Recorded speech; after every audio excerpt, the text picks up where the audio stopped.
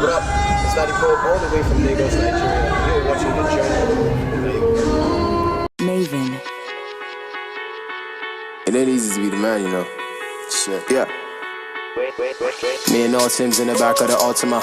One brandy, two monikers. But these days, who has time? I'm on my grind, so there's nothing for me to just turn down the check. No need to call me, just send it by text. My manager told me don't settle for less. But still, as a Yoruba boy, man, there's nothing to show some respect. No summer's off, now that I'm on, taking my time, but I see that I'm next. Swear to all that have my back. Hi, Poe. What's up? How are you? Welcome to the journey. Welcome to the journey. It's an absolute pleasure to host you. Yeah, so I was at the One African Music Fest last week. What are your thoughts on it? I thought that it was a watershed moment. It was a milestone moment for Africa. It was especially so for, I want to also say Nigeria, because I know the organizers are Nigerian. That's but at correct. the same time, more than anything, Africa presented itself on a big stage. I mean, Wembley is no small thing. The SSC Arena, I think it was something like 12,000 people. Yes, I mean, so correct. it was epic. So it was great to be there at that moment, at that time. It's a moment in history. We made history, definitely. Yeah. Now, you were born and raised in Nigeria. Yes, I was. But at some point in your life, you relocated and you moved to North Carolina. Yeah. What inspired that move? Were you a naughty child? Is that why you were sent there? No, it wasn't. It was education. You know, my parents had a particular direction they wanted us to go. My dad had the good fortune of, well, not necessarily the good fortune, he had the opportunity to travel to the States as well. He went to school in DC. Nice. Yeah, to Howard University, and so that's what he wanted for his son and his sons as well. So it was for education only, and it was an experience. It opened my mind. It was another form of education in itself, just traveling and being on my own and having to survive. So it did things. Nice. Okay. Now, at some point earlier on in your life, you and your friends formed a group called Lyrically Equipped, right? Wow, yes. Tell me more about that group. Is that when you first discovered your love for music? Is that when you first discovered that you could rap? Absolutely, because it was not something, I won't say I was one of those guys that when I was young, no. I didn't develop that skill. Or it's funny because I met these guys. I met first and foremost K-Swiss and Jeff. Yeah. J.E. Free, as he called himself. They were massive influences on me, and they still are. Lyrically Equipped as a group was special. I mean, this is a Nigerian boy coming to America, identifying with people who had such a big, their minds were so open. And I mean, I was so aware of the sacrifices my parents still go through, but went through to send me there, and to now dabble in music, it was dicey. I know. It was dicey because but at the same time I was focused on school, but it was a necessary outlet for me. LEQ was everything. It was my foundation in music. Wonderful. For sure. Yeah. Amazing. You have a degree in chemistry and biology, and a business administration MBA as well, right? Definitely done a lot of research. I had to know more about Poe. We're about to get personal. So does music come before your education? Would you say that? Because it seems as though you've chosen that and you've kind of pushed your degree to the back. The honest truth is that it never really does, because they go hand in hand. Okay, tell me more. Especially, I mean, I think the business side of it is is obvious, because there's a music business. So everything that I've learned, everything that I've acquired, it hasn't gone to waste. I apply it every single day. In terms of how I want my brand to look, what I want it to be like, the brand positioning, what target market I'm focused on. But then when you think about the biology and chemistry now, because I wanted to be a doctor at the time. I think what it did, if anything, that's what gave me that edge when it comes to like lyricism. It's what I would try to say, the way I would try to go, the kind of analogies I would use, the metaphors. It deepened them in a way, because I mean, science and wordplay, I mean, they go hand in hand. Dangerous. Yeah, definitely. To me, it was just, at the end of the day, I think no matter what you study, use it as an edge, and it gave me my own edge. I used it as a weapon. Wonderful. So it is what it is. Okay. Now, you were signed to the Maven record label. I am signed to Maven. Not a lot of artists have that opportunity. So how huge was that for you? Is that like your greatest accomplishment so far? I think it was massive. It definitely was massive for Nigerian rap music. For African rap music, it was a big moment, because in Maven they don't have a rapper. I'm the first and I think it was big. I would say it's my biggest accomplishment to date, but it's one of the most significant moments in my career, signing to Maven, because it just gives me more eyes, more ears, puts me on a major platform. Everything I do is being watched. Completely. So it's a pleasure, I'm really, I look up to Don Jazzy and what he's done in his career. He's incredible. To somebody like me, Yeah. to put me on that level and see my music, it's incredible. You're grateful, absolutely. Yeah, it is. Tell me more about your association with the Show Them Camp, which is also known as SDC, right? Yeah. SDC, they are family. I say this because they looked out for me. They gave me a platform. At a time where people didn't do those things unless you were signed. Right. They did it for me because they saw the potential, they saw the talents. They've been an active force in my career. And because SDC, they're made up of 2 rappers. Yeah. And they've also got some behind the scenes people. The rappers, because of my association with them, I had to be better. I had to be dope. I had to be sick. And you to are. keep up with them. Thank you very much. You are, yeah. I had to be sick. So they also kind of shaped my ability in a way because of that, So big shout out to them, and they put me on epic songs. Like Feel Alright is a major song, and that was a song that and one of my songs, Adore Her. Yes, I love I'll tell you Adore Her. something that not a lot of people know about Adore Her. It was initially a Show Them Camp song. Really? Initially, they had it, they played around with it. They're like, it's not really for us, not us. What do you think about this? And I'm like, I love it. And they're like, no, take it, have the song, jump on it, create your own vibe to it, do what you want. Wow. And we switched it up, I slowed it down. Icon slowed it down and made it into the song that it is today. Oh wow, well done to you. Thank you. Fumbi killed it. I'd like to think that I killed it. Of course you Icon did. killed it, Let's who be produced. honest. And, So big shout out to them for their influence in my career. You seem to have this fascination with wordplay and punchlines, right? Yeah. So can you share with us 2 of your favorites, like your favorite punchline and your That's such something wordplay? That's tough. Take something from one of your songs. You're a pro. Poe, do you like how I rhyme? Yeah. You have some skill. You got some skill. Thank you. I have a line, but I can't remember all of it now. I'm the head, I can never be the tail. It has something to do with my wealth is my virtue. I cannot afford to fail. The reason why I like this line, my wealth is my virtue, I cannot afford to fail, is because my name is LadiPoe. Yes. LadiPoe means my wealth is plenty.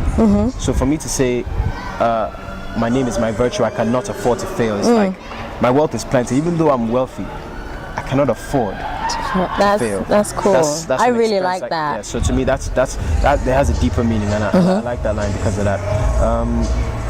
Another one. You have so many. This is not my That's the favorite, thing. but I'll say it just because it's cheeky, and only geeks will know what I'm talking about. How does it go? I want another one. Let me see. What else Choose is anyone you want. What else is interesting? I'll do this one because it's from a feature song. Go for it. And it goes. It's not a punchline or anything interesting, but it's funny. How far will Lagos on a Monday? Traffic is as bad as the news on the front page. Judging by my salary, I might as well be unpaid. My boss has the audacity to call me on a Sunday. Be like say chop Chris or chop fufu because this stinks. Now this line, be like say chop Chris or chop fufu because this stinks. Fufu is a food in Nigeria. Fufu, I hate the smell. I've always hated it. So that's why I like the line. Be like say chop Chris, be mad. Or chop fufu because this stinks. I like that, you know. And it's in a song called Chardonnay Music. Featured that with it's as far as the Bad Guy song. Featured myself and Cheyenne. You are so creative. Thank you very much. Seriously. Now, watching videos like Koyewon, did I pronounce that correctly? Very close. Hey! Koyewon. Koyewon. Yeah. Adore Her, right? Adore Her, A New Era. I realized that there were very similar concepts, or as they're all set in Nigeria, right? Yes, I realized that they featured African women, beautiful African women, or beautiful African people. Yeah. What are your thoughts on artists who feature, like African artists who feature solely European women in their videos? Do you think that that's a strategy maybe to grab more fans? First and foremost, I can't pretend to know what another person is thinking, but my own personal take is that a lot of artists, there's a mentality of I've made it. And making it sometimes involves not being in your country and being elsewhere and being that cosign of being abroad and the people, the local people of that area embracing you, and you put that in your video, you know, the European women, whatever, to show that they mess with me too. That means I am like something. that. I have a different philosophy. You know, the things that I like, the things that I uphold, the things that I think are important, I like to show them in my videos. I'm very, very, very particular about the kind of women I put in my videos, the aesthetic of my videos, what they look like. Because I want to show a particular side of my country. That's one. Two, I feel like when it comes to the women you put in your video, the women in your videos sometimes are a reflection of your taste. At least people will think, okay, the kind of girls in your video are the kind of girls you like. So let me put the kind of girls I like in my I video. like the sound of that. It's as simple as that. I have a particular aesthetic I want to run with. Thank you for that. Yeah. Can you describe yourself in 2 words for me? Ooh. And you know the funniest thing, if we won in an interview, I know, right? When the pressure is on, it's always more difficult, right? I'm observant. A lot of my wordplay, lyrics, all that stuff just comes from basic conversation, listening and watching. So if I could put listening and observing in one word, I would do that.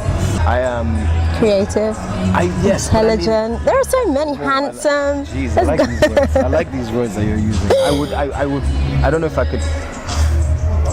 There's what is the word to describe a person that is never really satisfied with any achievement? It's not just being a perfectionist. It takes a lot for me to say, okay guys, looking around, we've made it.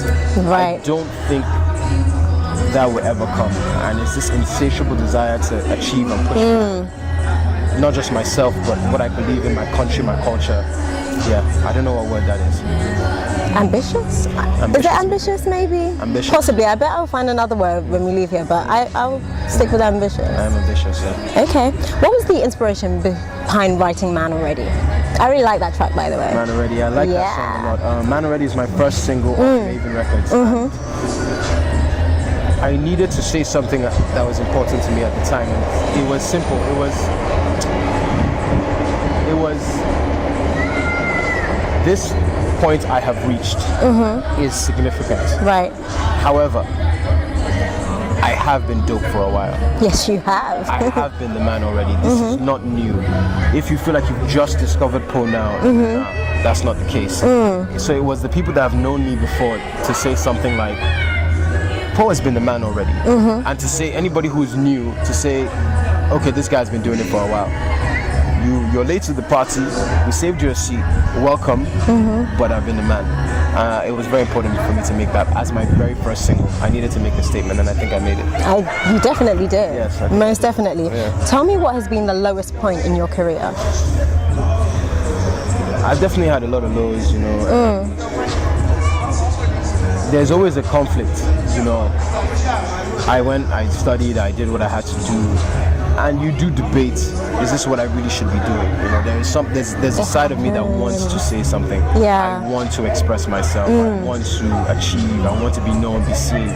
But at the same time, you know, you have all sorts of pressures, all sorts of other thoughts in your head, and to focus and hone in on that, it can put you in a weird place. So I've had that. That's one. Two, being able to do a certain kind of music and not being recognized for the talent and the effort that goes into it can put you in a low place as well. Indeed, yeah. You know? And then sometimes being a great performer, which I don't think I am there yet, I'm on course. Any great performer has had a lot of bad performances. Oh, I've heard, yeah. I used to be the worst. Like when I have a bad performance, I would take it out on everybody around me. I was insufferable. I was the worst person to be around. I'm out of that phase now, but I've had some low moments because of performances I didn't think went well, and I'll beat myself up. But I'm learning that it's not about that. It's learning that everything is a learning experience. Yeah. What are you going to do better next time? So yeah, there've been lows. Definitely. Yeah. Okay, what is your greatest achievement thus far? Generally, could be something personal, not necessarily in your career. Yeah. Okay. My greatest achievement. There are that many. One of my greatest achievements is being able to distinguish where my strengths come from. One of my strength is from my support system. My strength is from predominantly from my family, my parents, my siblings, my cousins. You know, all the people that I hold dear, all the people that are in my life. Finally understanding that they want the best for you, and knowing that that's where it is.